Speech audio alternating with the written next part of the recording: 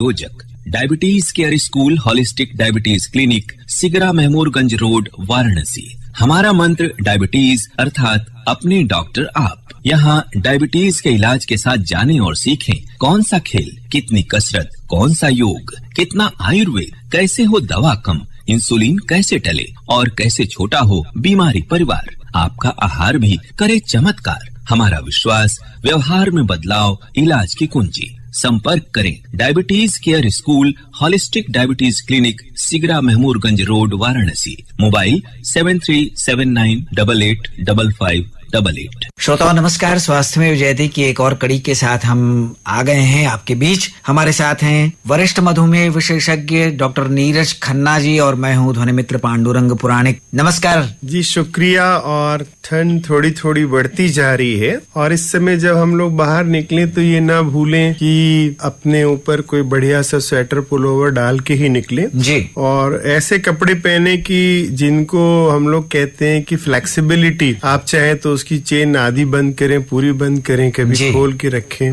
लेकिन बिना एहतियात बढ़ते ना चले, क्योंकि शुरुआत की जो ठंड होती है उसमें हमारे से लापरवाही ज्यादा हो जाती है। हम लोग कहते हैं धूप है इस समय, लेकिन उसके साथ थोड़ी थोड़ी गलन भी होती है। तो चलिए सावधानी पूर्वक अपने स्वास्थ्य में विजयती को आज से आरंभ करते हैं। वो कहते हैं ना, सावधानी हटी दुर्घटना घटी। तो हमको दुर्घटना से बचना है, सावधान रहना है, सतर्क रहना है। डॉक्टर नीरज खन्ना जी, जब ठंडियों का मौसम आता है तो छुट्टियों का भी मौसम आता है, घूमने फिरने का भी मौसम आता है और बहुत से लोग मौसम के अनुकूल स्थानों पर जाकर पर्यटन करना चाहते हैं। काशी का भी पर्यटन क्षेत्र के रूप में, पर्यटन स्थल के रूप में लोगों का जो लगाव है वो बढ़ गया है और काशी को अब केवल एक पर्यटक की दृष्टि से ही निहारना चाहते हैं आने वाले लोग, जबकि ये बहुत बड़ा धार्मिक क्षेत्र भी है, सांस्कृतिक राजधानी भी कही जाती है। आप इस बारे में हमारे पर्यटकों से, हमारे श्रोताओं से क्या कहना चाहेंगे? देखिए, बहुत बढ़िया बात है। हमारे यहाँ जो मान्यता है, पहले तो हम लोग काशी को काशी जी कहते हैं, बिल्कुल, और किसी तीर्थ स्थान में जी शब्द का अभिवादन नहीं किया गया है। तो यानी कि ये सबसे ज्यादा सम्माननीय स्थल है तीर्थों में, इसलिए काशी जी कहा जाता है। दूसरी बात है, काशी दर्शन का महात्म्य है, काशी पर्यटन का महात्म्य नहीं है। काशी दर्शन का मतलब होता है कि जहाँ हम जाते हैं उस चीज को हम अच्छे से देखते हुए समझें। जैसे दर्शन शास्त्र होता है, जब हम किसी विषय पे अपना दार्शनिक दृष्टिकोण रखते हैं, यानी कि उदाहरण के लिए हमें एक कोई विषय मिल जाता है पढ़ाई का, कि जैसे आप मधुमेह के बारे में शोध करिए, तो उसमें हम मधुमेह हमारे देश में ज्यादा क्यों होता है, यहाँ अल्प आयु में ही क्यों होता है ना। अगर हम ऐसा करते हैं तो उसको हम बोलते हैं कि ये जो है फिलॉसफी है, ये दर्शन है, मधुमेह दर्शन है। तो मधुमेह दर्शन का मतलब नहीं होता है कि मधुमेह को देखना। मधुमेह दर्शन माने होता है मधुमेह के बारे में, उसके कारण निवारण सबके बारे में आपका गहन चिंतन। तो काशी जब हमारे पर्यटन करने के लिए जो तीर्थ यात्री आते हैं या यात्री आते हैं, हम देख रहे हैं, हमें बड़ी चिंता हो रही है कि वो जैसे पहाड़ों को देखने जाते हैं, जैसे नदियों को देखने जाते हैं, है ना, जैसे बड़े बड़े मॉल्स को देखने जाते हैं, वैसे काशी को ना देखें। हमने देखा लोग फटाफट वाला टूर बनाते हैं कि सुबह बनारस देखेंगे, फिर शाम को गंगा आरती देखेंगे, दिन में दर्शन करेंगे, फिर थोड़ी देर सारनाथ जाएंगे। तो आप ऐसा लगता है इसे पाला छू के भाग जाते हैं, है ना। जैसे किसी आदमी को आप देखें और उससे बात ना करें, तो आप उसके बारे में कैसे जान पाएंगे? बिल्कुल। तो यहाँ जो लोग आ रहे हैं उनको मैं पहली बात तो ये कहना चाहूंगा कि यहाँ की जो सांस्कृतिक विरासत है उसकी थोड़ी खुशबू लें, है ना। आप दर्शन करने तो यहाँ जा रहे हैं, लेकिन आपको एक बहुत महत्वपूर्ण बात ये बताएं कि हमारे यहाँ जो काशीवासी हैं उनका भगवान के प्रति कैसा जीवंत लगाव है। यहाँ लोग जल्दीबाजी में भी रहते हैं तो भगवान जी से बात करते हैं। बिल्कुल। अब ये देखना बहुत जरूरी है। जैसे हम आपको उदाहरण दें कोई आदमी रोज सवेरे काशी में गंगा स्नान करके और बाबा का दर्शन करता है, किसी दिन उसकी देर में नींद खुलती है तो वो जाके कंप्लेन करता है बाबा से।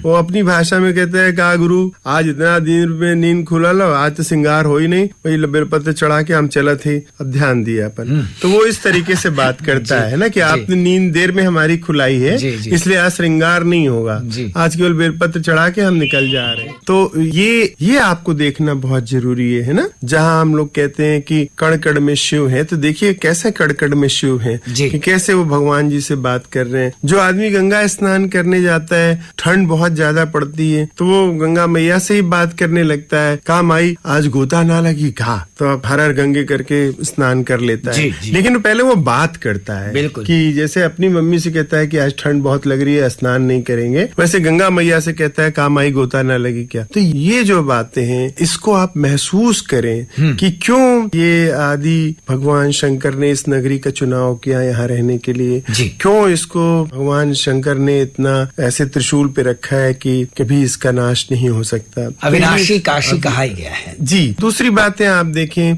यहाँ के मंदिरों में लोग पूजा ही नहीं करते हैं। हमें याद है कि हमारे बचपन के समय में, पढ़ाई के समय में, हम जब काशी विश्वनाथ मंदिर दर्शन करने रोज जाते थे, तो एक हमारे जान पहचान के उधर सज्जन थे, वो 3 घंटा मिनिमम पूरे विश्वनाथ मंदिर में झाड़ू लगाते थे, है ना। तो आप देखिए कि ये अनूठी भक्ति है ना। वो कोई उनको वहाँ से कोई पारिश्रमिक नहीं मिलता था, लेकिन भगवान के मंदिर की सफाई करना उन्होंने अपनी भक्ति स्वच्छता के माध्यम से प्रभु को समर्पित की थी। तो काशी का ये दर्शन जानना बहुत जरूरी है। क्यों यहाँ के छोटे छोटे जो खुमचे ठेले और छोटे स्टॉल होते हैं, वहाँ पे कैसी कैसी चर्चाएं होती हैं, है ना। वहाँ पे देखिए आप जो बातें भागवत कथा में कहीं जाके सुनते हैं, वो वैसी कथा तो आपको यहाँ चाय वालों के मिल जाती है ना। जैसे आप कोई जाके कह दे कि भैया आजकल उनकर तो बड़ा तूती बोलत हो, तो यहाँ पे आदमी तुरंत बोल देता है कि देखा भाई सब समय का खेल हो, है ना। यहाँ काशी राज नहीं रहलन तो केकर तूती बोली केकर ना बोली, बस जबकि बाबा का दया हो तब तक सब व्यवस्था टाइट चलत हो। तो ये जो फिलॉसफी है, ये जो यहाँ की संस्कृति है, इसको जीना बहुत आवश्यक है। तो पर्यटन के लिए जो लोग आते हैं, वो पर्यटन ना बोल के दर्शन बोलें। यहाँ के मंदिर गंगा पे लोग रहने वाले जो लोग हैं, उनके विचार को जाने और कैसे उनकी भगवान से आस्था जुड़ी हुई है उसको जाने। तब उनको जो काशी का स्वाद समझ में आएगा। जैसे भोजन को मात्र देख लीजिए तो आपकी संतुष्टि नहीं होती है, तो काशी को केवल देख लेने से संतुष्टि नहीं होगी। यहाँ आप उसको जीना पड़ेगा, उसको महसूस करना पड़ेगा, तब परमानंद आपको आएगा। इसलिए कहा गया है कि आनंद बने, है ना। बिल्कुल, ये आनंद वन वाली जो महसूस करेंगे जब आप, तब उसमें वास्तविक आनंद आएगा। तो आनंद वन के जो अधिपति हैं बाबा विश्वनाथ, जब उनकी कृपा होती है तो आदमी सफल भी होता है और दीर्घायुषी भी होता है। और कई बार हम जब सफल व्यक्ति को देखते हैं या जो बहुत लंबी उम्र तक जीने वाला व्यक्ति है उसको देखते हैं, तो यार सोचते हैं कि हम भी ऐसा बनेंगे, हम भी इतने साल तक जिएंगे। उन्होंने क्या क्या किया होगा कि वो सफल हुए होंगे, वो क्या क्या करते होंगे कि वो बड़े अच्छे स्वास्थ्य के साथ अभी भी जी रहे हैं। तो हम सोचते हैं और विचार करते हैं, पूछते हैं, कोशिश करते हैं कि हम भी ऐसा करेंगे, हम भी वो करेंगे, संकल्प लेते हैं, लेकिन कर नहीं पाते हैं। इसके पीछे का क्या दर्शन है डॉक्टर नीरज खन्ना जी, बताइए। बहुत अच्छा प्रश्न है। ये वास्तविक बात है कि ये ना सोचा जाए कि जो व्यक्ति अस्वस्थ हैं वो स्वस्थ रहने के लिए प्रयास नहीं करते, है ना, लेकिन वो प्रयास निभ जाए, इसी को भगवत कृपा कहते हैं, है ना। जैसे उदाहरण के लिए अभी एक वैवाहिक कार्यक्रम में गए थे, तो हमारे किसी रिश्तेदार ने हमारे एक बड़े भाई जी से पूछा कि आप 80 वर्ष की आयु में इतने स्वस्थ दिखते हैं, प्रसन्न चित्त दिखते हैं, उसके पीछे क्या कारण है। तो उन्होंने अंदाजा लगाया कि आप सुबह जल्दी वॉक करते होंगे, अल्प मात्रा में भोजन करते होंगे। तो देखिए ये अनुभव है। हमारे भाई साहब ने ये उत्तर दिया ऐसे उंगली ऊपर दिखाते हुए कि ये मेरा कोई प्रयास नहीं है, भगवान ही हमको सुबह प्रेरणा देता है कि उठो, तो हम उठ जाते हैं। फिर कहते हैं कि भाई थोड़ा घूमने सैर करने चले जाओ, तो हम चले जाते हैं। तो हमें ऐसा लगता है कि कोई कॉल आता है, कोई ऊपर से संदेश आता है और उस संदेश को हम बाध्य होके करने लगते हैं। दूसरा केस इसी के साथ हम जोड़ेंगे देंगे जी जी कि ये हमारे मामा जी चिकित्सक हैं जी जी। और अभी हम अपने ननिहाल शादी ब्याह में गए थे, तो आप समझ सकते हैं कितना आनंद आया होगा जी, जब जी, ननिहाल में शादी पड़ी हो। जी। तो मामा जी की सेहत का राज पूछा तो वो देखिए अलग था। वो सवेरे 8 साढ़े 8 बजे तक तैयार हो जाते हैं, फिर 4 घंटे रोगी देखते हैं, फिर आते हैं भोजन इत्यादि करके आराम करके फिर 4 घंटे रोगी देखते हैं, है ना। तो 9 घंटे अपनी जिंदगी की 95 वर्ष की आयु में वो चिकित्सा सेवा में लगाते हैं और परिवार खानदान के जितने बच्चे हैं उनको हर तरीके से मदद करते हैं, उनकी शिक्षा में, उनके व्यापार में, उनके रोजगार में। तो उनकी सेहत का राज कुछ और है। कहने का मतलब ये है कि हम लाख अच्छा बनने की कोशिश करें, जब तक अच्छी प्रेरणा नहीं होगी, अच्छी परिस्थितियां हमारे सामने नहीं होंगी, तब तक हम नहीं कर पाएंगे ना। कोई आदमी मान लीजिए सुबह उठ के उसको गाड़ी चलाना है ना, ट्रांसपोर्ट में नौकरी करता है, कोई ट्रांसपोर्ट का मैनेजर है ना, उसके 2:30 बजे रात तक फोन आते रहते हैं, सुबह ड्राइवर का फोन आता है, तो बताइए वो स्वस्थ रहना चाहता है लेकिन नहीं रह पाता है ना, वो मजबूरी बन जाती है। तो सत प्रेरणा और सत परिस्थितियां ये हमारे हाथ में नहीं होती हैं, ये प्रभु के रिमोट कंट्रोल से हमको वो प्रदान करते हैं। तो हमें हमेशा नतमस्तक रहना चाहिए कि हम अपने हित चिंतन और तत्परता, ये याद रखें हमारे श्रोता कि हम अपने परिवार समाज के प्रति अच्छा चिंतन करें और जैसा अच्छा चिंतन करते हैं वैसा लोगों की मदद करने के लिए तत्पर रहें। जब हम ऐसा करेंगे तब हमारे सामने अच्छी प्रेरणा भी आएंगी और अच्छी परिस्थितियां भी आएंगी, और जब अच्छी प्रेरणा और अच्छी परिस्थितियां आएंगी तो हम अच्छे मार्ग पे स्वतः चल पाएंगे।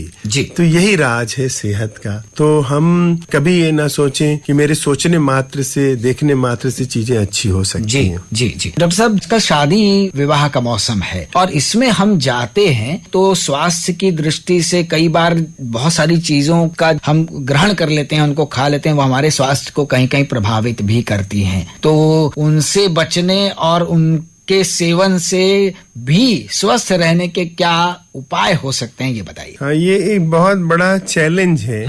जैसे बोर्ड की परीक्षा देने वाले विद्यार्थी के हृदय में तो कक्षा 10 और कक्षा 12 की बोर्ड की परीक्षा लोग देंगे ना, तो पता नहीं रहता है कि इतना पढ़ के जाएंगे क्या आएगा, है ना। तो अभी आजकल जो शादी ब्याह में जाना है ना, उसको भी अपनी सेहत की बोर्ड की परीक्षा ही समझिए। ये पता नहीं क्या मिलेगा और क्या क्या खाना पड़ेगा, है ना। तो उसके लिए सरल तरीका ये है कि हम जितना भी खाना देखें उसको फूड एग्जीबिशन समझे, है ना, कि हम भोजन की प्रदर्शनी में आए हैं। पहला प्रश्न तो ये है। तो आप खूब देखें, 4 राउंड 5 राउंड सारे स्टॉल पे जाएं, कुछ खाने को देखें, कुछ की जो खा रहा है उससे उसकी प्रशंसा सुने, है ना, कुछ के पास से गुजरे तो उसको सूंघे, है ना। तो कुछ भोजन की खुशबू ले लीजिए, कुछ को देख लीजिए, कुछ की जो है प्रशंसा सुन लीजिए, और उसके बाद भी जी ना भरे तो कुछ को थोड़ा बहुत खा भी लीजिए, स्वाद ले लीजिए, और ये विचार कर लीजिए कि जितना भी ये फूड है